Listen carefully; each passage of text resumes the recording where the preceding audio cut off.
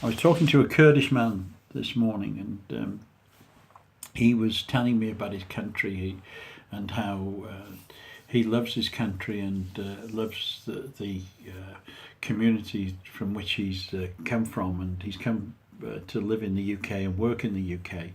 And I asked him, well, why is it that you want to move from your country? And he says, because we feel quite isolated there. We are surrounded by nations who hate us, and I want to come to a place where there is relative peace and rather a lack of hatred towards us as a community. And he was explaining that there are threats constantly from Turkey, from Iran, and from Iraq, and they feel quite isolated there. He said also that the British government have never been fully supportive of Kurdistan, and neither have many Western governments. And he said the only country that supports Kurdistan is Israel, and he said that Israel have told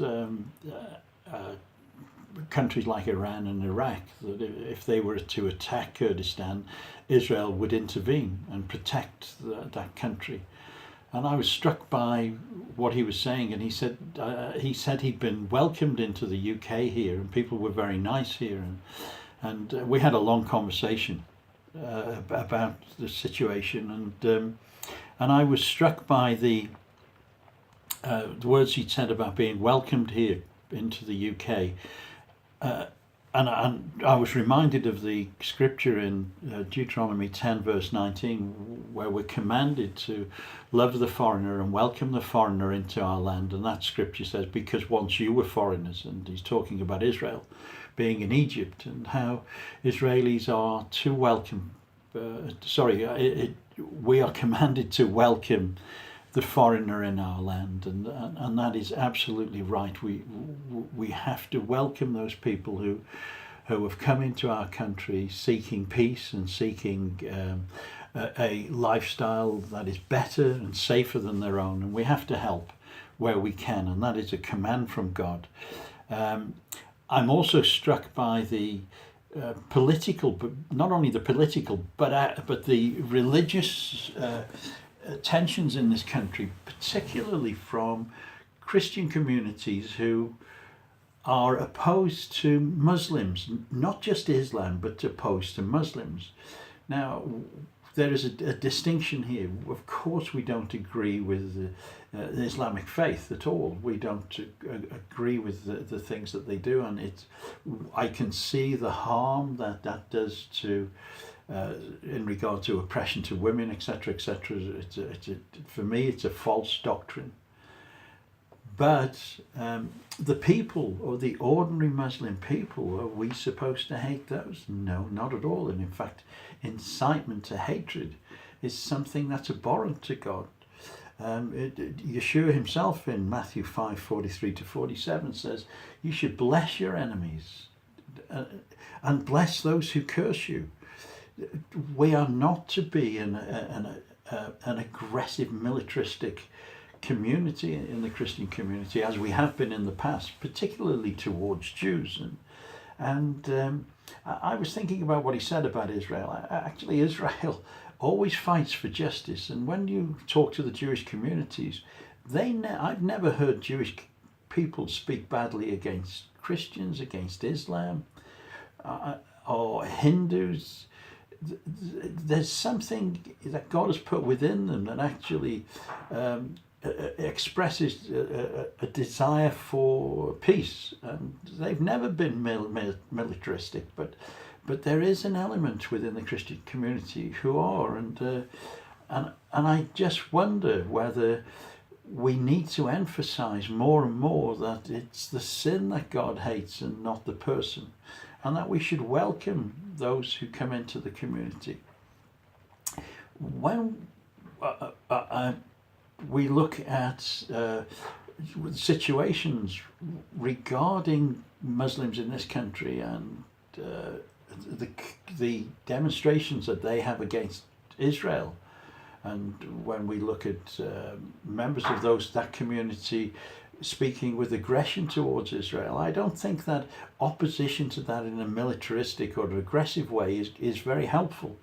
I think probably education is the better form, and if we could get the message out from the man in Kurdistan that actually Israel is a country that actually supports the underdog, then maybe that message would help people from both the Muslim community and the Christian community to understand that we should be supporting this nation, this only democratic nation in the Middle East, because they're the only ones who, in the Middle East, who are trying to be fair and balanced and bring justice where there is no justice. On the wall in my office, I have two frames. I have a frame at the top which has shrapnel from a Qassam rocket, which was fired on the street that I was walking along back in 2005. And the Qassam rocket hit an area by a block of flats, and it just exploded, and the shrapnel was fired everywhere. And I went and picked up the shrapnel when it was still very warm from being fired.